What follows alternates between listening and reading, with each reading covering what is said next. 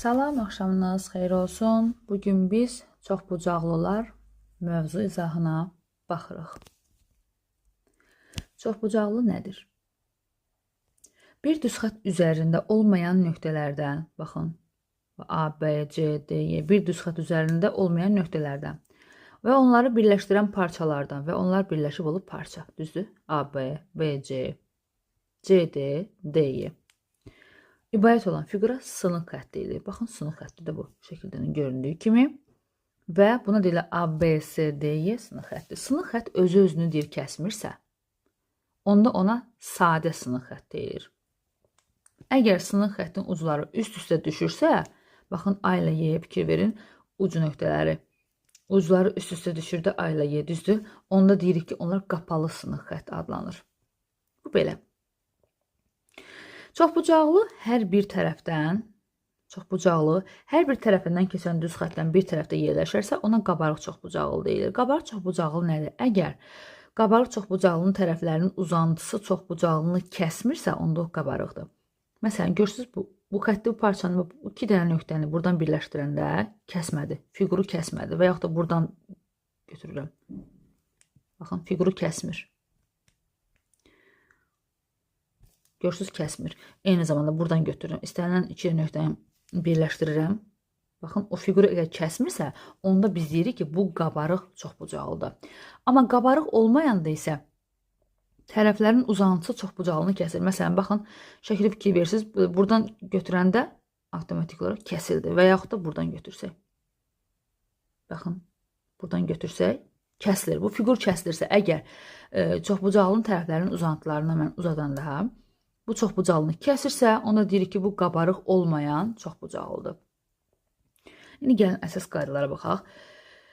Qabarıq çoxbucaqlının xarici bucaqlarının cəmi 360 dərəcəyə bərabərdir. Yəni, istənilən fiqurun 5 bucaqlı, 6 bucaqlı xarici bucaqlarının cəmi soruşularsa, onda biz cəmin 360 dərəcəyə bərabər edirik. Sonra, qabarıq çoxbucaqlının daxili bucaqlarının cəmi 180 dərəcə vurulsun n-2-yə bərabərdir. Məsələn, deyir ki, qabarıq 5 bucaqlının daxili bucaqlarının cəmini tapın. Yazırıq ki, 180 vurulsun, 5 çıxılsın 2. Onda deyirik ki, 540 dərəcədir. Və yaxud da bizim bildiyimiz 3 bucağın daxili bucaqlarının cəmi hardan gəlir? 180 dərəcə buradan çıxır.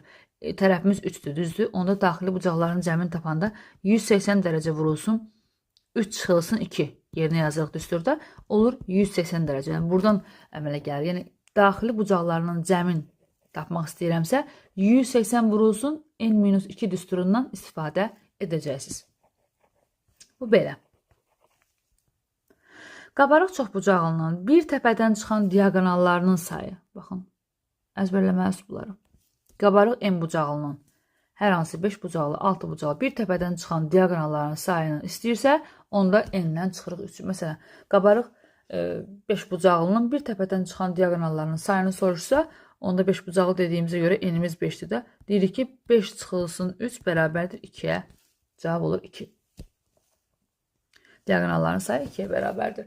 Sonra, qabarıq n bucaqlının diaqonallarının, baxın, burada fikir verim. Biri var, deyir ki, qabarıq n bucaqlının bir təpədən çıxan diaqonallarının sayı, onu soruşursa, n çıxılsın 3-lə hesablayırsınız.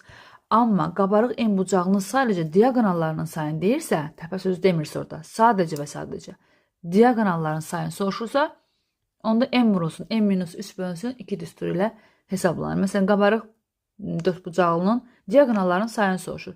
Onda deyirik ki, 4 vurulsun, 4 çıxılsın, 3 bölünsün 2. Bu başqa.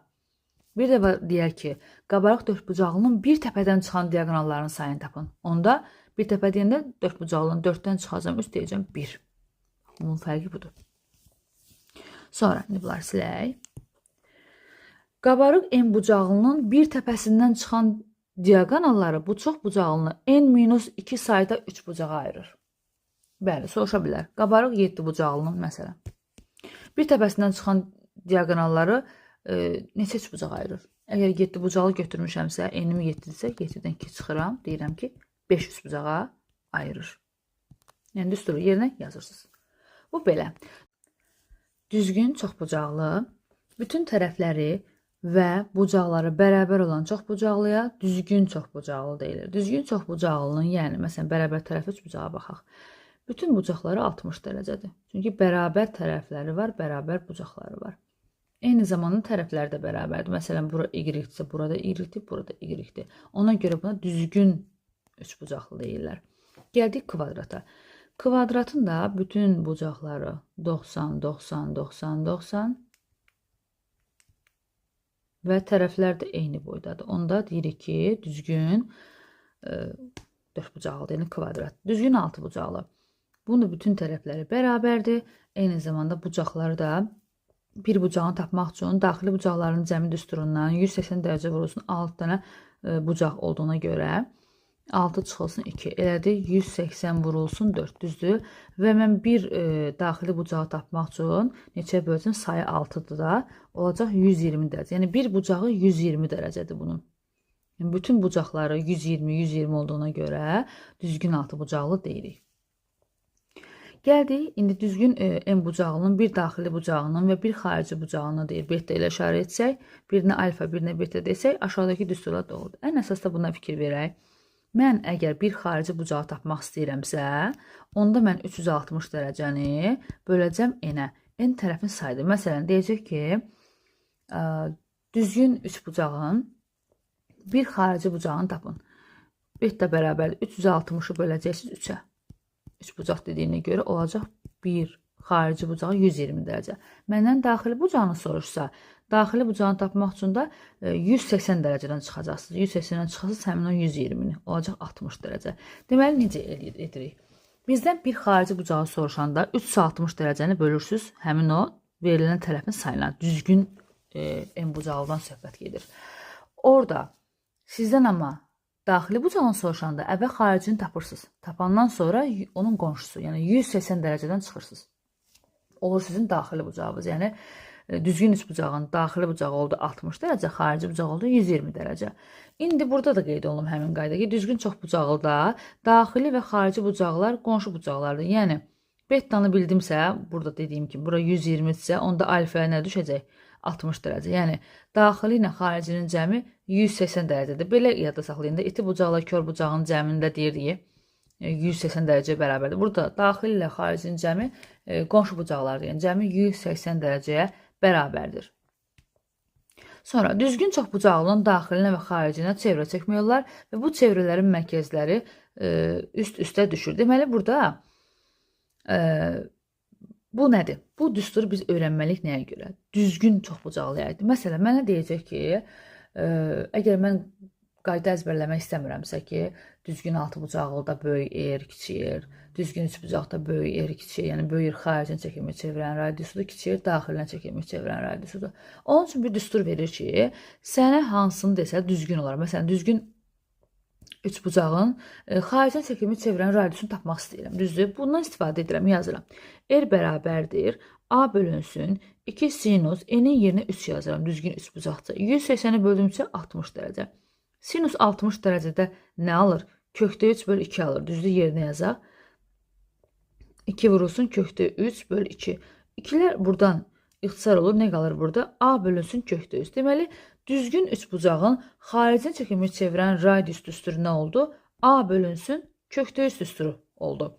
Yəni, biz ondan onsuz da əzbərə bilir ki, böyük A bölünsün kökdə 3-dür, kiçik yerində düsturunu bilirik. Amma bu xüsusi olaraq bir düsturdur ki, yəni sizə düzgün çoxbucaqlıdan istənilən düzgün çoxbucaqlının böyük yer və kiçik yerinin tapılması lazımdırsa, bunu biz öyrənirik və istənilən halda tətbiq edirik.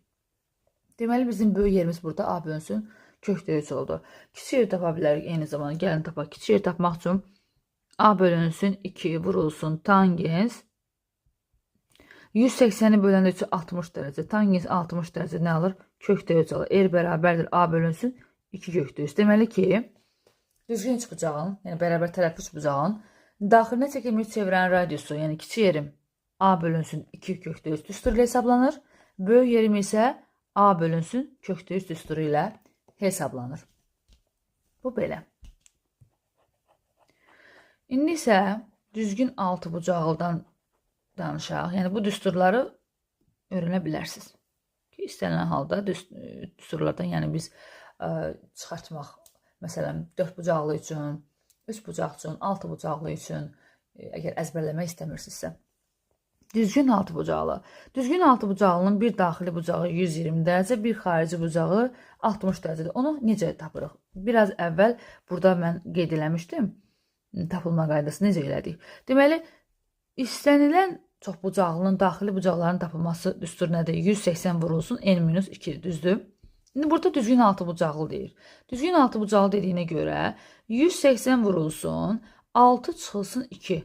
Nə oldu? 180 vurulsun 4. Bunun da 720 olduğunu bilirik. Düzdür? Yazdıq bura. Ancaq məndən bir daxili bucağını soruşur. 6 dənə olduğuna görə 720-ni də 6-ya bölürük, eləyir 120 dərəcə. Deməli, bir daxili bucağı 120-dir. Burada qeyd elədiyi kimi. Və bir xarici bucağını tapmaq üçün əlbəttə 120-nin burada qonşusu 60 dərəcədir. Bu şəkildə tapmaq olar və yaxud da dediyimiz kimi düsturlarda alfa üstəgəl beta 180 dərəcədir. Bir xarici bucağım əgər mənim bir daxili bucağım 120-dirsə, xarici bucağımın payına 60 dərəcə düşəcək. Çünki qonşu bucaqlardır bir-biri ilə. Burada düzgün altı bucaqlının 9 diaqonalı var. Baxın, bax bu suallar imtahanlara düşür. Bunları öyrənməliyik. Düzgün altı bucaqlının 9 diaqonalı var. Böyük diaqonalı məndən soruşanda böyük D 2 dənə A boydadır. A nədir? Tərəfdir burada. Kiçik D-ni soruşarsa kökdə 3 vurulsun A. Yəni A kökdə 3. Düsturundan istifadə edirik. Bizdən böyük diaqonalı soruşanda tərəfi 2-yə vururuq.